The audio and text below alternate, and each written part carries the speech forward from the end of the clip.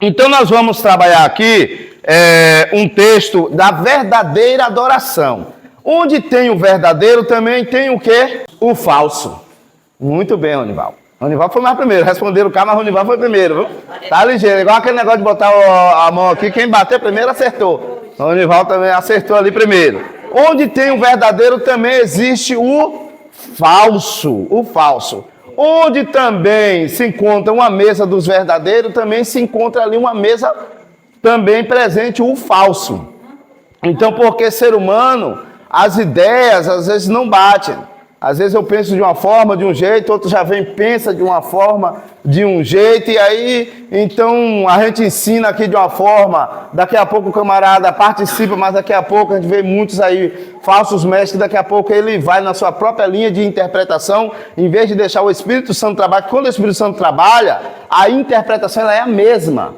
A linha de raciocínio ela é a mesma, mas quando o ser humano deixa ao seu próprio ego, a sua própria sabedoria tentar falar, então ele vai para os seus próprios entendimentos e aí acaba se desviando de ver muito podcast. Eu acompanho muito podcast de pastores, então você vai ver lá falsos mestres, falsos doutores, só que é o trabalho do entrevistador entrevistar, independente de qual seja ele verdadeiro ou falso. Então ali a gente vai se encontrar. Aí você vai extrair algumas coisas boas. E o que é ruim você também dá aquela recanteada. Então nós vamos trabalhar duas personagens aqui. Duas personagens.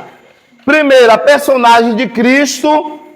E segundo, qual é a segunda personagem que a gente vai trabalhar na escola bíblica hoje? Quem sabe aí? A mulher samaritana. Muito obrigado, Baltazar. A mulher samaritana. Nós trabalhamos na escola passada, que foi quarta, agora é recente, há 3 dias atrás, sobre a pessoa de Nicodemos e Jesus Cristo. Nós trabalhamos aqui quarta. E hoje nós vamos trabalhar a mulher samaritana e a pessoa de Jesus, o mestre. E é um tema de suma importância, porque esse tema aqui eu não posso responder por você. E nem você pode responder por mim. Eu não posso medir a sua fé, como eu não posso também medir o seu grau de adoração. Só você e Deus, né, Isaías? Eu não posso dizer, rapaz, Isaías é mais crente, é mais adorador do que a irmã Elisângela. Não posso falar isso. Também não posso reverter o negócio. A irmã Elisângela é mais adorador do que o irmão Isaías. Eu não posso dizer isso. Mas o que vai dizer isso é a sua conduta espiritual com Deus. Quanto mais você faz, mais também você recebe. Porque Deus é justo e Deus não deve nada a ninguém. Deus não deve, quanto mais você busca, você encontra. Quanto mais você bate na porta, mais ela se abre. É dessa forma, é igual quem trabalha. Quanto mais você trabalha, mais você tende a ser uma pessoa estruturada. Por causa disso, a mesma coisa é na fé. Quanto mais você busca, quanto mais você clama, mais de Deus também você recebe. Deus vai começar a empenhar em você um verdadeiro testemunho. Dizer, rapaz, como ele testificou de Jó, o próprio Jesus testificou de quem? De João Batista. Pode ver, para receber o testemunho do próprio Deus e do próprio Jesus não é fácil. E esses homens normais receberam. Deus mesmo deu o testemunho. E de nós não é o contrário. Não pense que na guerra espiritual Satanás é bíblico. Ele não vai até Deus para tentar acusar, porque a sua função, a Bíblia diz, acusador. Só que o próprio Jesus disse não. Pelo meu sangue, o indivíduo está ali. Pelo meu sangue, pela minha misericórdia, o indivíduo está ali. Então, nós vamos entrar nesse tema aqui, o encontro em Samaria e 2 preciosas lições. Nós vamos sair aqui 2 lições.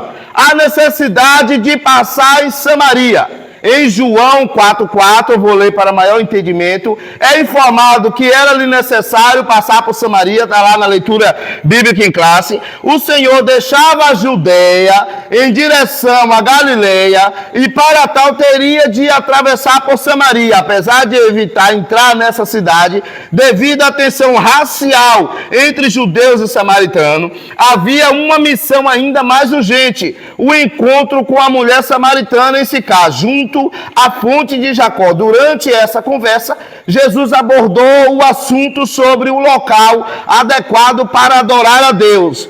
Seria em Samaria ou em Jerusalém? Nesse diálogo, nosso Senhor ensinou duas importantes lições. Então nós vamos trabalhar aqui a necessidade de passar em um lugar. Vamos lá. Se eu tenho um certo preconceito de um lugar, mas eu preciso ir para o meu recinto que eu quero ir, mas eu não gosto de tal lugar, eu não posso passar ali. Só que ali é o caminho mais perto de eu chegar. É o caminho mais perto. Então, o que é que eu vou fazer? Eu vou pensar, eu não posso passar naquele lugar. Eu tenho que ir para o meu lugar que eu quero ir. Então, eu tenho que fazer a rota mais longe. Porque eu não posso passar naquela cidade. Eu tenho que fazer uma rota mais longe. Só que veja bem, esse seria o percurso de Jesus, uma rota mais longe. Ele saía da Judeia, e ia ter que ir para a Galileia, ia ter que ir para o norte de Jerusalém. Ele tinha que passar, era necessário passar por Samaria para ser mais perto, porque o horário já era meio-dia, já era o horário de sol avançado. Mas, aqui eu entro num texto aqui, que os samaritanos, eles não se batiam com os judeus. Apesar de serem irmãos, na linhagem lá de Abraão, filhos de Jacó, eles eram irmãos. Você sabe aqui que na divisão dos reinos, quanto foram 10 para um lado e 2 para o outro. 10 se dividiram, 10 foram para o norte e 2 foram para o sul. E ali o que aconteceu? A nação, o povo de Samaria, ele, devido às guerras do governo do Império Assírico, quando o povo subiu para lá, então eles começaram a quebrar aquela hierarquia que judeu só casava-se com judeu e começou a dar-se em casamento com povos estrangeiros, com o povo de fora. E aí foi crescendo. Como eles eram agredidos, porque naquela época era um negócio muito sério. A gente não fala, se fosse no tempo dos reis, que era olho por olho e dente por dente. Se fosse no tempo dos reis, tu botasse esse prato, tu tinha que comer. Tu tinha que comer a pulso, nem que tu morresse. Porque naquela época era assim. Então, como eles eram cativos àquela nação e o povo que dominava era mais forte, então eles não tinham força para que não se casasse com aquele outro povo. E foi se misturando. No que se misturou, eles perderam a sua força de origem. Entendeu? É como se eu fosse aqui, eu brasileiro, mas a lei brasileira só me dá vazão a eu casar com a brasileira. Se eu casar com a de fora, eu perco meu direito com a francesa. Vamos botar o exemplo. Mas eu vou e me caso com a francesa. Um exemplo, então, a lei, mas eu estou anti-lei porque eu casei com uma francesa, porque o governo brasileiro só me dá vazão a eu casar com a brasileira. Então foi num caso que aconteceu. Então aqueles governos, eles quebraram o paradigma e casaram com o estrangeiro. No que casaram a outros povos, que foi 2 nações, que ficaram 2 povos, então acharam que aqueles outros eram o quê? Pessoas errôneas e pessoas repudiadas porque se misturaram com o povo estrangeiro. E até hoje eu recebo muito hóspede lá na pousada dessa terra de Israel e eles não se comunicam muito com outras nações. Eles não se comunicam. Até hoje eles têm um narizinho em pé, eles são orgulhosos, eles não se misturam com outro povo. Eles perguntam informação da cidade, do ponto turístico e tal, mas para ele interagir, suas conversas, suas ideias, eles não interagem muito. Eles não interagem, eles são povos diferentes. Eles são povos mais egoístas, mais orgulhosos, narizes em pé. Então, pode ver que há essa diferença. Então, por causa disso, que os samaritanos não se batiam com os judeus, porque para o judeu que era de Judá, da onde viria Jesus Cristo, o povo de Samaria era traidor. Mesmo assim, eles não se batiam, até o dia de hoje eles não se batem. Há uma divisa entre eles. Então, Jesus era judeu. Judeu dá o quê? Da origem de Judá. Então, eles não tinham que se comunicar com ninguém de Samaria, principalmente mulher. principalmente mulher. Mas nesse dia, como era necessário passar por ali por causa do horário, e o Senhor tinha um evangelismo, porque Ele sabe o futuro, eu não conheço, eu não sei o que irá me acontecer, tipo daqui a 2 horas, mas Ele sabe. Ele sabia que ali tinha uma mulher sedenta, que era necessário de uma palavra. Era necessário da palavra de Deus, da palavra de reconciliação, da palavra de mudança. Então ele manda os discípulos sair para comprar comida e ele vai se assenta bem na fonte de Jacó. E fica ali quando vem a mulher apanhar água. E aqui entra o nosso tema. E aí entra o diálogo entre eles. E aí fica uma pergunta no ar. No diálogo entre eles, então aqui, a necessidade de Samaria, o encontro de Samaria, o diálogo entre Jesus e a mulher, entra a questão da adoração. Entra a questão de adoração. Jerusalém ou Samaria? Para Samaria, para o samaritano, era o Monte Gerazim. Para Jerusalém, para os judeus, era o templo. Ali era mais forte. Então ficava ali, onde eu devo adorar? Então, como os judeus não recebiam muito bem o samaritano, então eles ergueram o templo, o Gerazim, para adorar. E os judeus tinham o templo em Jerusalém, a sede mesmo local. E ficou esse questionamento. Vamos então um pouco aqui para frente. A necessidade do ser humano. Deu para entender um pouco aí, meu? Deu para entender aí? Porque houve essa divisa, porque houve essa separação, porque não se comunicava. Não se comunicava por causa disso, porque a divisa entre 10 era 12 tribos, 10 foi para um canto, 2 foi para o outro. E a outra tribo se ficou mestiça. Então as 2 tribos achou que os outros eram traidor. Então, nesse caso, eles não se batiam muito bem por causa disso. E aí entra essa divergência de nação, sendo que eram irmãos. Então, por causa disso, onde inicia essa intriga aqui no meio. Então, esse é o rodapé. Então, vamos lá. A necessidade do ser humano. O encontro entre os judeus e a mulher é simples. Ele encontrava-se sentado à beira da fonte de Jacó, na hora sexta, durante o calor do meio-dia. A mulher samaritana dirigiu-se à fonte para recolher água. Momento em que se cruzou com Jesus e ouviu um pedido do mestre, do amado mestre: dai-me de beber. Em resposta ao pedido de Jesus, ela iniciou uma conversa com o divino mestre, até que este lhe propôs uma água que se tornara nela uma fonte de água a jorrar para a vida eterna. E Jesus é bom demais, né? O que nosso Senhor ofereceu à mulher samaritana era um tipo de água capaz de transformar toda a sua existência. Aqui encontramos a primeira valiosa lição. Toda pessoa necessita de Deus e por isso devemos aproveitar cada oportunidade para partilhar essa água da vida. Veja bem, a necessidade do ser humano. O ser humano, ele é completo de um vazio interior. Todo ser humano, seja ele qual for, ficou para dentro, seja ele qual for, ele necessita de Deus. Ele necessita de Deus. E essa mulher aqui, essa mulher, quando ela dialoga com Cristo, Jesus, eu não viria uma necessidade nela. Eu, ser humano, com um olhar ser humano, eu não viria. Mas Jesus viu. Talvez você não viria em você algo tão privilegioso. Mas Deus viu em você. Deus apostou em você. Chegar mais para o lado, né? Muito bem. Isso, muito bem. Fica melhor. Deus viu em você. Então, nesse diálogo entre Jesus e ela, Jesus pede de beber a essa mulher. Essa mulher logo vai questionar Jesus como é que ele pede de beber água a ela, que ela é uma mulher samaritana. Jesus então propôs para ela uma água diferenciada. Que água é essa? Que tipo de água é essa? É a água que eu bebo normal? Essa é H2O? Que tipo de água é essa, meu irmão? É um poço que eu faço no fundo da minha casa? É essa água que corre no Rio das Contas? É a água que eu compro, que é lá de Minas Gerais, é da água, daquela que eu compro de R$2 para tomar, me refrescar no meio do caminho quando eu estou com calor? Que tipo de água é essa? Quem sabe que água é essa? Você já bebeu dessa água? Você já bebeu dessa água, meu? Já? Você já bebeu desse H2O? Nós aqui já. Já? Por causa de quê, Sandra? Nós estamos aqui adorando o Papai do Céu. Muito bem, muito obrigado por isso, Jesus. Muito obrigado. Nós bebemos dessa água, mesmo.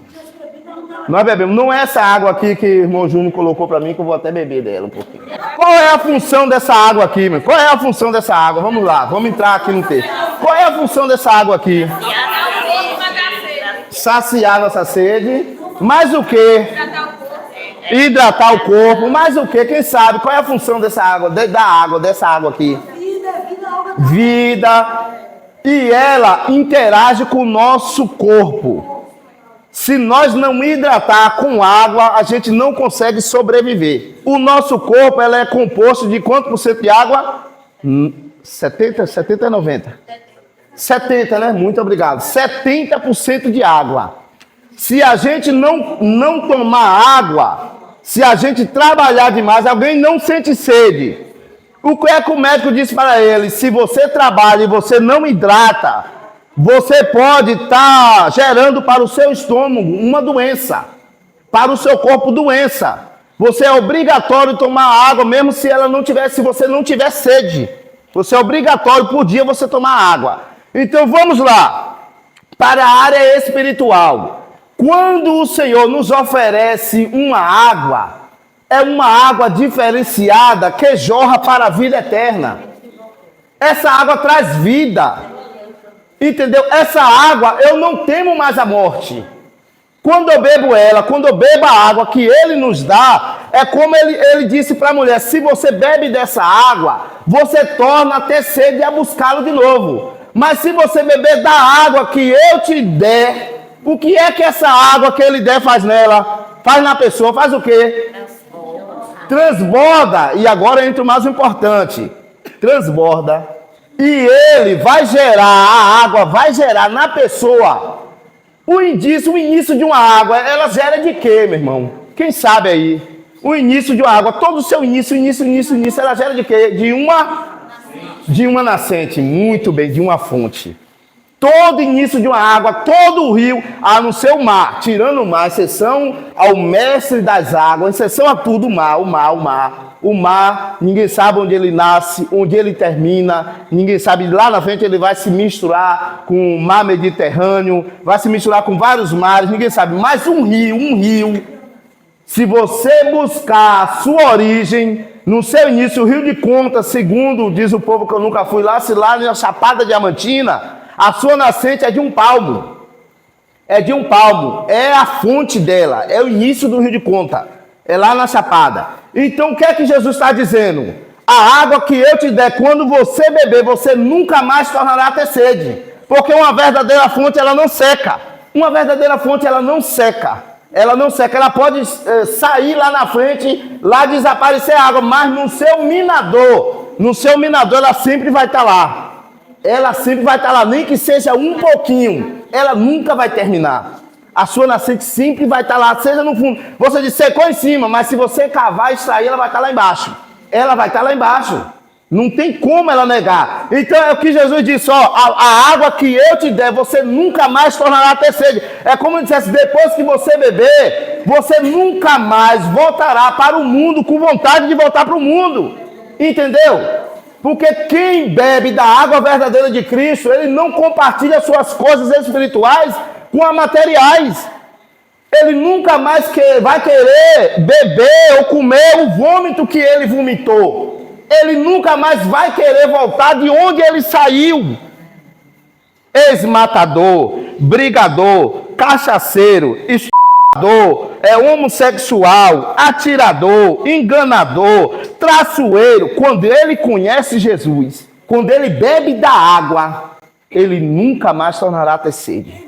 Eu vejo assim, que do irmão assim, que um pouco dia faleceu. Sim. Irmão Gustavo. Essas pessoas, eu aí eu assim para mim, bati por onde morar. Tem pessoas que elas não beberam, aceitaram Jesus, mas ele não bebeu dessa da água, porque tem pessoa, qualquer coisa está lá no mundo. Então você vê o exemplo ali, nosso irmão Gustavo, passando por tudo aquilo, mas ele não negou. Você vê que não, ele até ele deu o dito de Jesus me levar ele. Isso, exatamente. Verdadeiramente ele bebeu Meu irmão, quem lá lembra aí da história do nosso, como eu citei, do nosso irmão Jó? Do nosso irmão Jó, a Bíblia conta, se você lê aquela história, se ele não bebesse da água mesmo, de Deus, da fonte, ele iria resistir? Ele iria negar. Um homem que não peca, não pecou, não é que ele não tinha pecado, um homem que não pecou para receber o que recebeu. Mas ele olha, manda Deus pesar ele, balança fiel e vê a sua sinceridade, amaldiçoa o seu dia do seu nascimento, amaldiçoa um bocado de coisa, mas você vê que ele vai ali pensar em tudo e vê que ele não pecou para receber aquele castigo. Mas só quem bebe da água verdadeira, quem bebe da água que Cristo dá, ele sabe, meu irmão, ele sabe que Cristo está com ele. Ele sabe que toda adversidade, todo momento difícil, todo sertão, todo sol, toda dificuldade, sem emprego ou com doença, com dificuldade, ele sabe que Jesus está com ele. Ele disse, eu bebi da água verdadeira que ele me deu. Eu não nego ele por nada, eu não traio ele por nada. Tem gente que traz Jesus por um copo de cachaça, traz Jesus por um copo de cerveja, por um copo de uísque, por uma noitada por uma mulher estranha, por um homem estranho. Traz Jesus por um cigarro, traz Jesus por qualquer... Não, meu irmão.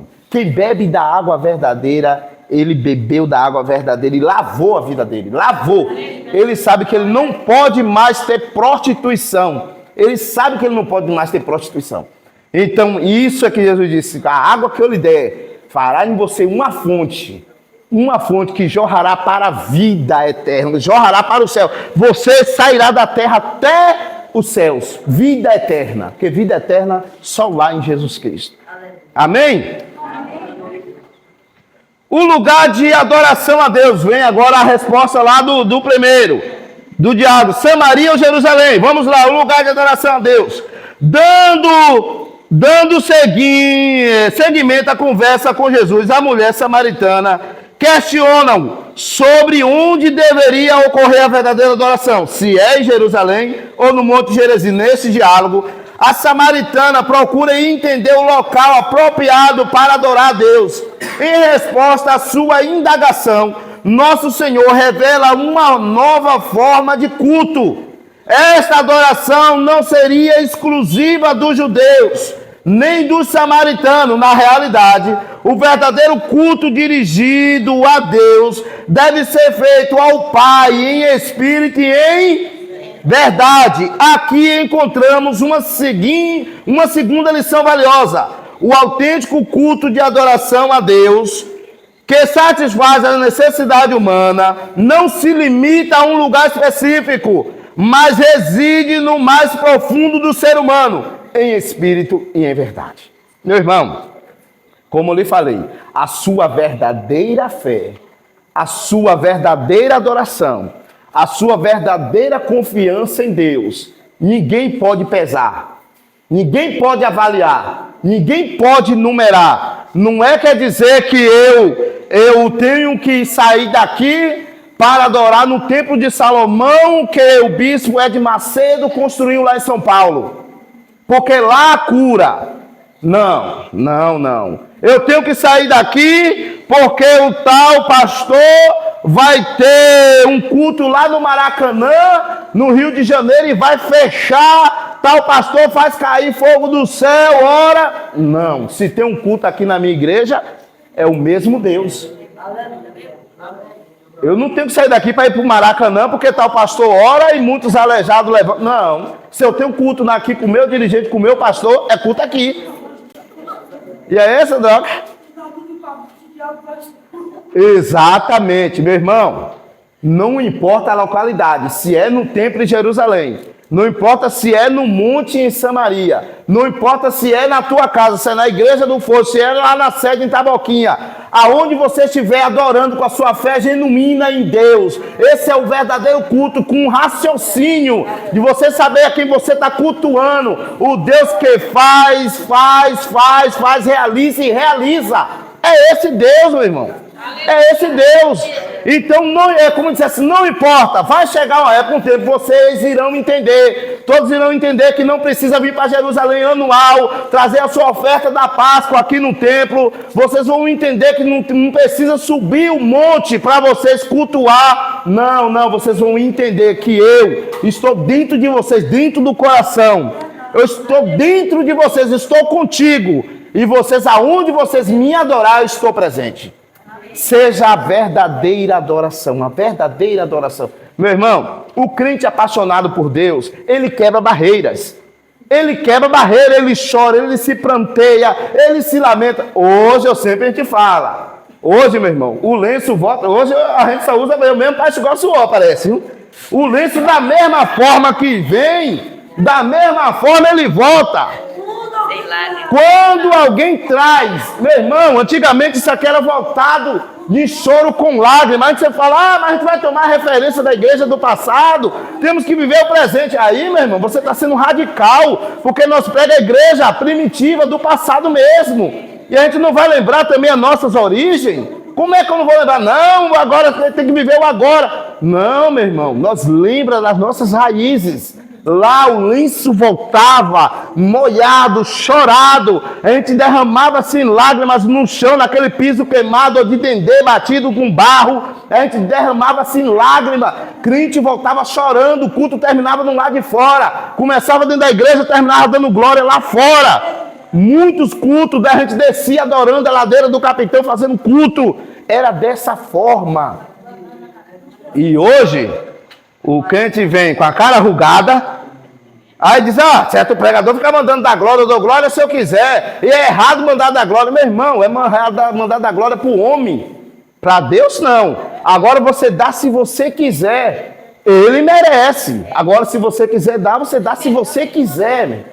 Agora, ele merece. Eu não posso você mandar glória para Ronaldinho Gaúcho, para Ronaldo Fenômeno, para Neymar. E eu não posso mandar você dar, não. Mas para Jesus Cristo, aquele que morreu com todo o seu sacrifício por nós, esse que nos dá uma fonte que jorra, que nos lavou, nos limpou. Quem éramos nós? Não podia nem botar a cara na sociedade. Quem era nós viciados em alcoolismo? Quem era nós viciados em feitiçaria? Encruzilhada, botar farofa de dendê e galinha preta? Quem era nós? E Jesus nos libertou, meu irmão. Quando não botava, bebia cachaça do litro 51, né, doutor? Daí, exatamente. Quando não botava, bebia. O cara bota pro capeta, o cara tá viciado, vai lá e bebe. É dessa forma quando a gente não conhece Cristo. E Ele vem, nos abre nossa mente, nos dá um intelecto, nos dá um raciocínio, que a Ele toda a honra, a Ele toda a glória.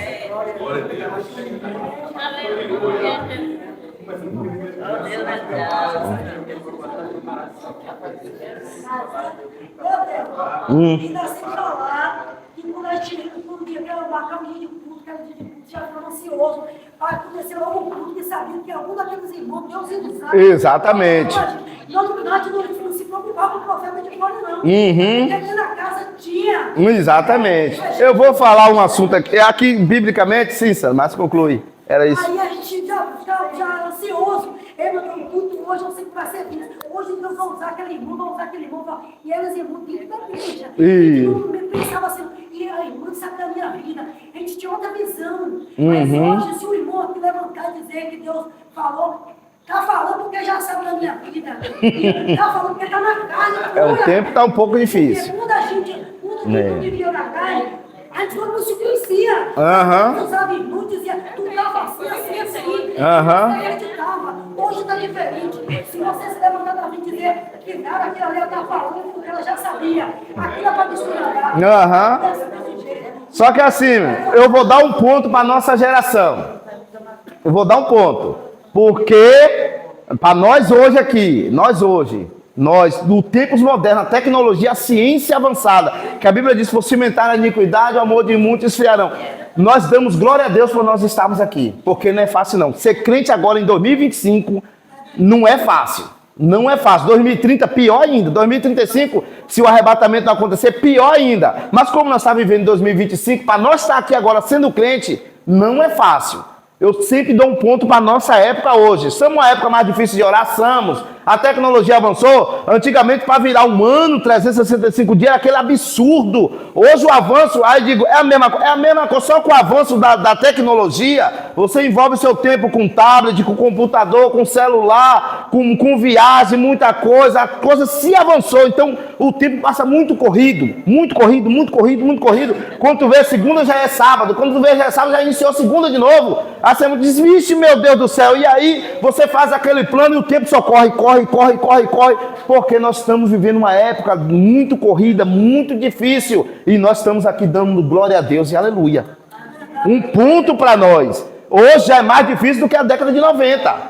Hoje já é mais difícil do que a década de 2000. Não do que a época da igreja primitiva. Porque na época da igreja primitiva, matava os irmãos, perseguia os irmãos, fechava a igreja, dava sua, picava de fogo na igreja, no tempo queimava todos os irmãos, saía para debaixo da árvore, saía para casa da irmã Maria, para casa da irmã Joana, mas não parava de cultuar. Era mais difícil. Mas nós vivemos uma época muito difícil. Porque você largar o seu conforto, você largar o seu Instagram, seu Facebook, seu WhatsApp, e você está na igreja adorando, não é fácil não. Porque aquilo se te avicia de um jeito que se você deixar o caiá e o TikTok te envolve daquele jeito que você mergulha ali e não sai não, e você está aqui adorando, não é fácil. Um ponto para a gente. Nós temos um ponto aí para nossa época. Então, uma coisa eu digo. Se você dialogar com Cristo, se você não mudar a sua vida, aí eu lhe digo, acho que não foi Cristo não, tem que rever aí. Porque essa mulher aqui, ela saiu de um jeito, eu achei, não, a gente não passou aqui, mas está na frente. Eu achei o Cristo, eu achei o homem que contou a minha vida, ele sabe de tudo.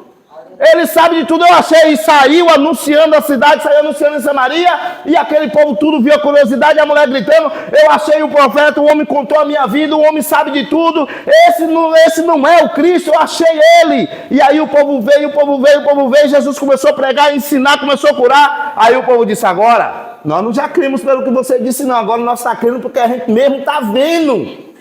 Olha aí, meu irmão, a gente está crendo porque a gente mesmo está vendo, esse é o Cristo mesmo. Enquanto os judeus lá recusavam da sua casa, os samaritanos aceitavam. Pode ver lá até a parábola dos 10. Quem votou foi quem? Os samaritanos. Os judeus, os 9, curado. Estou curado. Para que Jesus mais? Para que pife? Não precisa mais, eu já estou limpo. O samaritano disse, não, eu vou voltar para agradecer aquele que me curou. Então era povo que era grato pelo que Deus fazia. E faz e realiza em nosso meio. Amém?